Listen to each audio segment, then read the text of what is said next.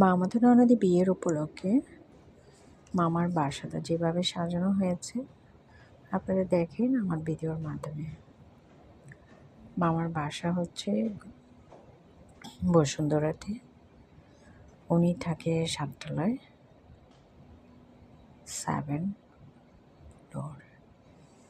2টা ইউনিট মিলে একটা করা হয়েছে। তারপর ছেলে 2টা তো 2টা ইউনিটে থাকে, আর এখানে সবাই খাওয়া দাওয়া করে। এটা ডাইনিং রুমটা।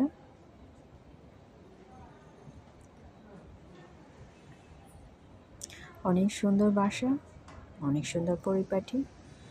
বড়লোকের বাসা যেরকমই হয়।